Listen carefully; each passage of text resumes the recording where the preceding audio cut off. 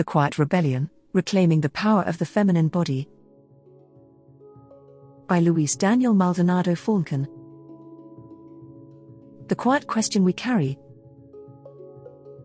There's a quiet question many women carry, especially in a world that offers instant solutions to discomfort. What if I could skip the pain? What if I didn't have to feel so much?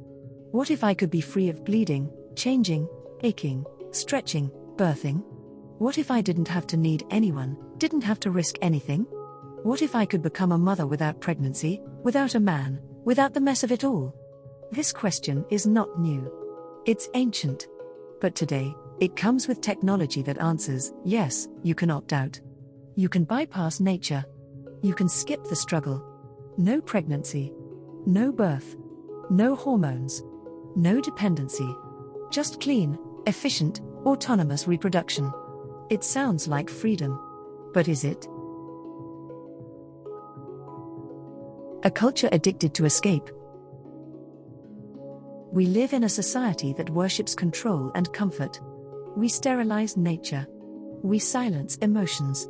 We override cycles. We suppress hormones. We replace the unpredictable with artificial certainty. And we call it liberation. Technology has done incredible things. But when it becomes a shield from our own nature, we must ask ourselves, what exactly are we running from? Because underneath the desire for comfort often lies something more primal: fear. Fear of pain. Fear of loss. Fear of needing. Fear of breaking open. Fear of our own wild power. And we've been taught that these fears are signs of weakness, so we should just eliminate the experiences that trigger them. But what if that's not liberation? What if that's just a more sophisticated form of disconnection? The seduction of control. The idea of skipping pregnancy or childbirth may seem like an evolution, an upgrade. Why go through the intensity of birth when we could outsource it to a machine? Why navigate hormones when we can flatten them with a pill? Why open ourselves to love, intimacy, and potential betrayal when we can raise a child alone, on our terms? It feels efficient. Empowering, even. But what if this desire for efficiency is actually fear wearing a mask of empowerment?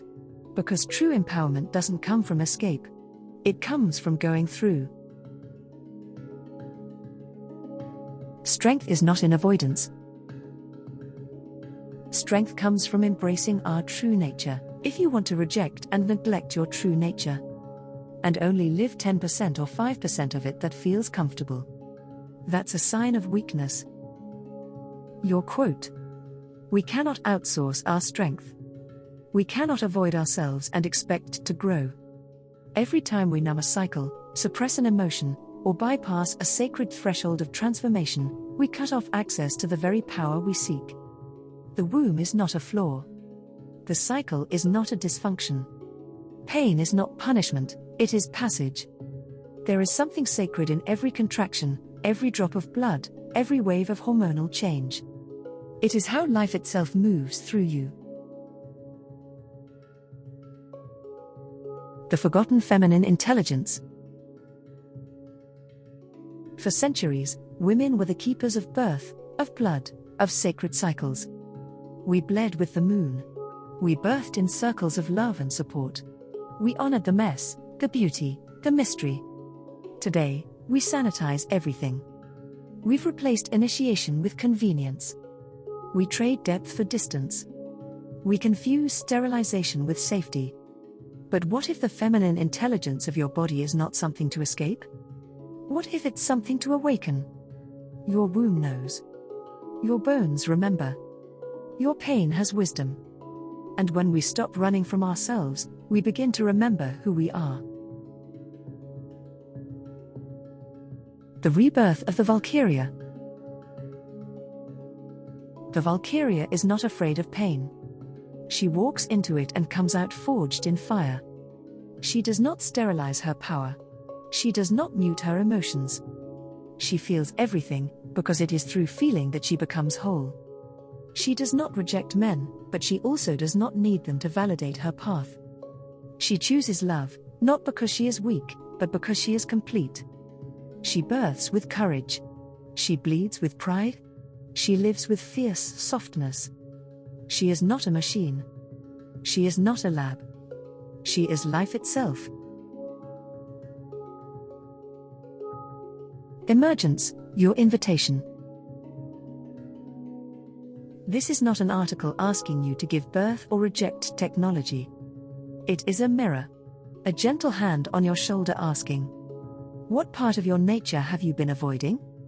What would it mean to reconnect? What would it look like to embrace discomfort as a doorway? What would it feel like to trust your body again? To be a woman in this world is to carry sacred contradictions. But you are not weak because you feel too much. You are powerful because you are willing to feel it all. A challenge for your soul. Today, choose one way to remember. Track your cycle with reverence instead of annoyance.